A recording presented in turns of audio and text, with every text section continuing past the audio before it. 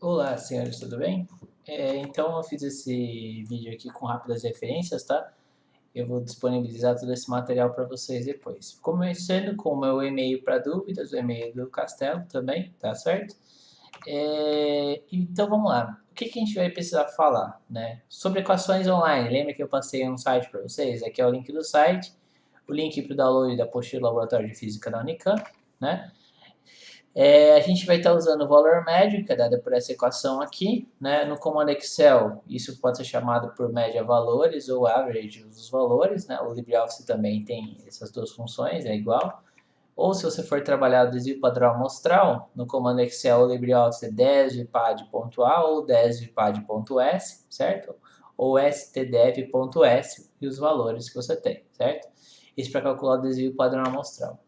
O erro padrão amostral, você pega o desvio padrão e divide por raiz de n, né? A raiz do número de medidas que você tem, certo? Aqui está uma visão geral das propagações de incertezas, tá? Das regras de como fazer cada uma delas, tudo bem? Eu não vou entrar em detalhes com relação a isso aqui, embora essa seja a visão geral. E aqui nós temos o nosso caso prático, né? No caso, por exemplo, do experimento, temos que o volume médio é dado pelos valores médios de A vezes B vezes C. O erro do volume médio, né, tendo uma vez o cálculo dos erros de cada uma das medidas, a gente tem que fazer a propagação, né, chamada propagação de erro. Então, o erro do volume é igual ao volume médio vezes a raiz, né, do erro de A dividido pelo valor médio de A ao quadrado, erro de B dividido pelo B médio ao quadrado, erro do C dividido pelo C médio ao quadrado, tá certo?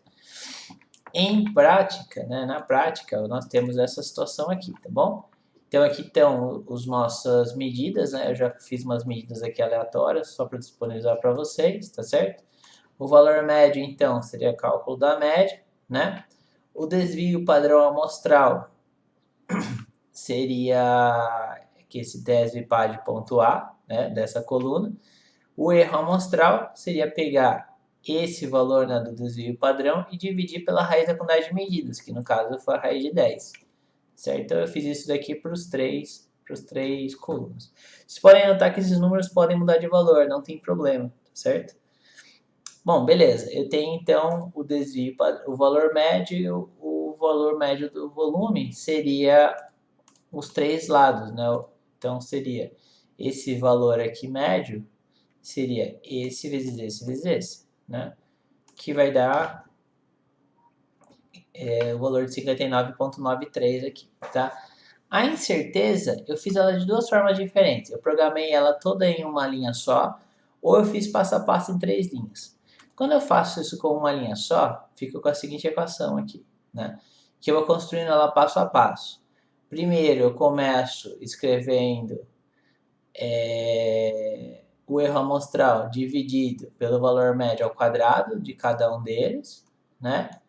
Depois que eu faço isso, eu coloco tudo isso dentro do parênteses e calculo a raiz. E por último, eu multiplico pelo valor do volume médio, seguindo exatamente essa equação, tá certo? Tem uma forma talvez mais fácil de fazer, que é dividir essa fórmula aqui em três etapas, né? Então, por exemplo, na primeira etapa, eu só fiz a soma ao quadrado das equações.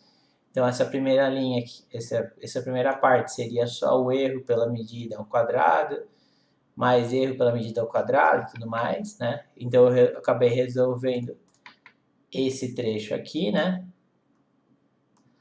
Na segunda parte, na segunda etapa, o que eu faço? Eu pego o valor, né? Essa caixa azul aqui que eu acabei de resolver e extrair a raiz dela, né? Aí quando eu faço isso, seria como se eu já tivesse resolvido essa segunda etapa aqui, ó. Estão notando? Tipo, a minha segunda linha seria isso aqui. Deixa eu trocar a cor dela aqui rapidão, só pra gente poder acompanhar, né? E a minha terceira e última parte seria pegar esse resultado aqui, né, que é a raiz dele, e multiplicar pelo valor médio, né? E aí eu encerro isso aqui, tá? Como é que fica a apresentação desses dados, né? A apresentação desses dados fica da seguinte maneira. Por exemplo, se você vai apresentar um dado exclusivamente, né? Por exemplo, só um lado médio, seria o valor do lado mais ou menos o valor dele, né? No caso do volume médio, a gente poderia fazer da seguinte forma. O volume médio fica sendo... Peraí. Não aceitou. Eita vida. Aqui. O volume médio ficaria sendo o valor do volume, né? Então, o valor do volume médio seria 59,933. Então, 59,933, né? Mais ou menos 0,129. Opa, mas é volume, né? Então, o que a gente tem que notar? Que o volume, na hora que a gente for apresentar, aqui não é centímetros, é centímetros ao cubo, tá certo? Aí, assim ficaria a nossa representação do volume, tudo bem? Então, assim que eu apresento esses dados no texto, tá certo?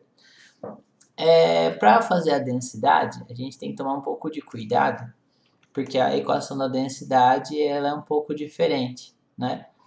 Para fazer o valor médio da densidade, a gente vai ter a seguinte situação. A densidade média é a massa média dividida pelo volume médio. Focando na massa, inicialmente. Vocês não fizeram, vocês mediram a massa uma vez só, não tem problema. Então, o erro de medida vai ser a própria incerteza da balança, né? No caso, 0,01 gramas ou 0,1 gramas, né?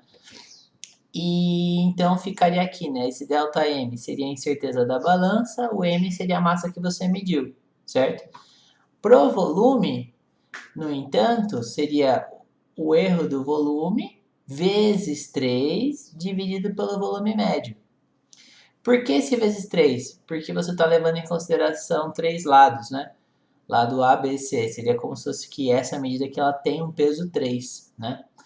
Vezes o erro dividido pelo valor médio do volume, né? Então, essa aqui seria a equação para propagar o erro do volume, da densidade, né? Então, a densidade ela seria apresentada o valor da densidade média mais ou menos o erro da densidade média, tá bom? E, por final, a gente tem a densidade por massa aparente, que é a massa que vocês mediram do objeto, e a massa aparente seria a massa do objeto imerso em água, tá certo? Lembrando que aqui esse DH2O seria a densidade da água de acordo com a temperatura que você fez as medidas. Então, por exemplo, durante o experimento, vocês fizeram a medida, vamos supor aqui 28 graus. Então, você pega 20 e casa aqui com 8, né? Então, seria 0,9963 a densidade que vocês vão da água que vocês vão estar utilizando, porque ela varia com a temperatura, tudo bem? No caso de vocês, não se preocupem com erros e incerteza dessas medidas aqui, tá bom? Podem usar esses valores diretamente mesmo, sem problema, sem cálculo de erro, de incerteza dessa parte aqui, certo? E, bom, lembrando que os itens do relatório que nós temos são a capa, objetivos, introdução, blá, blá, blá, blá, blá. Aqui está explicando basicamente o que tem cada um dos itens. E também alguns exemplos de referências da BNT, né? Para ficar mais fácil para vocês fazerem, tudo bem?